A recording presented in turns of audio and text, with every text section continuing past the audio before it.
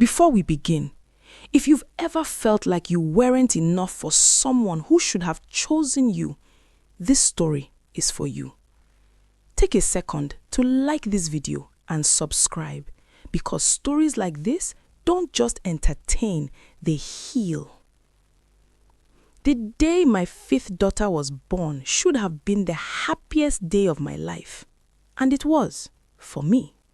She came into this world screaming, full of fight, her tiny fists curled tight like she already knew she would need them. The nurse placed her on my chest, and I remember thinking, she is perfect.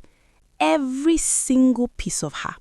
Her wrinkled forehead, her rosebud mouth, the way she smelled like something sacred. I looked up at my husband, waiting to share that moment, waiting to see his eyes fill the way mine had, waiting for him to step forward and touch her little hand. Instead, he looked at her the way a man looks at a bill he cannot afford to pay. He stood at the edge of the room, arms crossed, jaw tight. He didn't move closer. He didn't speak. The silence stretched so long that even the nurse glanced at him, then quickly looked away. And then he straightened up, picked his jacket off the back of the chair, and said 7 words I will never forget for as long as I live. Call me when you finally give me a son. And he walked out. The door didn't slam. That's the part that still haunts me most. It closed quietly, softly, like he hadn't just shattered everything in that room, like leaving your wife holding your newborn daughter was the most ordinary thing in the world. I looked down at my baby. She was sleeping, still perfect, still completely unaware of what had just happened. And I made her a silent promise right there under those cold hospital lights. I will be enough. I have to be. The weeks that followed felt like a kind of grief I didn't have a name for. The house felt different when I came home. Quieter, but not peaceful, hollow. The way a room feels when furniture has been removed and only the outlines remain on the floor. My 4 older daughters tiptoed around me at first. Chisom, my eldest at 11, started making breakfast without being asked. She'd stand at the stove stirring oats with the focus of someone twice her age. And every time I watched her, something inside me broke open a little more. Adeaze, my 2nd daughter, was 9 and furious. She slammed doors, picked fights over nothing, threw a school book across the kitchen one afternoon because her pencil broke. I understood her anger, even when I couldn't meet it, because anger, at least, is honest. Anger keeps you moving. Neka, my quiet middle child, turned 8 that year and simply went silent. She stopped singing, and she had always been my singer, humming constantly, making up little songs about butterflies and rain. The silence where her voice used to be was one of the loneliest sounds I have ever heard. Ifeoma, my 4th, was 5. Still young enough to believe her father was simply at work. She drew pictures of him and brought them home proudly.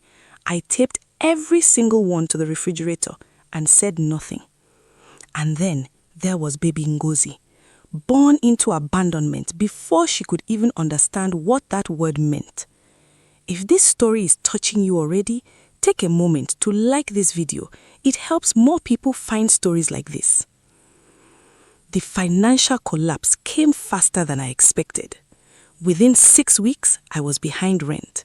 I was choosing between electricity and groceries, running numbers in my head every morning before my feet even touched the floor. I went to his family for help. His mother looked at me with something I can only call pity, laced with judgment, and said, "If you had given him a son earlier, things would be different."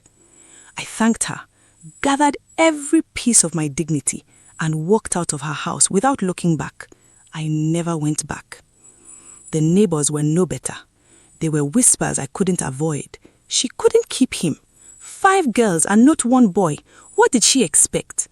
as if my daughters were defective goods, as if I had failed some ancient test and deserved everything that came down on my head. I let the shame sit on me for exactly 3 months. Then I took it off like a coat I had been wearing in the wrong season, and I never put it back on again. The years did not move gently. They moved the way water moves through stone, slowly, quietly, but changing everything. Chisom gave up her teenage years without complaint. She helped raise her sisters when I was working double shifts. Some nights I'd come home and find her asleep on the couch with Ngozi curled against her chest. I tried to tell her she didn't have to carry so much. She'd just look at me and say, "Mama, I know, I want to." Adeaze's anger didn't soften, it sharpened. By 13, she had the tongue of a lawyer and the stubbornness of 10 men. Her teachers called it a problem. I called it survival. Nneka began to write. Notebook after notebook filled with words, stories, poems, thoughts she couldn't say out loud. She had found some way to put her silence. And then, one evening, Ifeoma looked up at me while we were washing dishes and asked, "Mama, why doesn't Daddy come to see us?" I dried my hands. I sat down so we were eye level, and I said the truest thing I could say. "Your daddy made a choice that had nothing to do with how wonderful you are." She thought about it for a moment. Then she asked, "Does he know we're wonderful?" I said, "Not yet." That night, I overheard something that stayed with me. I was passing the room Nneka and Adeaze shared when I heard Nneka say quietly, "Sometimes I wonder, if I had been a boy, would he have stayed?" I froze, because that question had lived inside me too.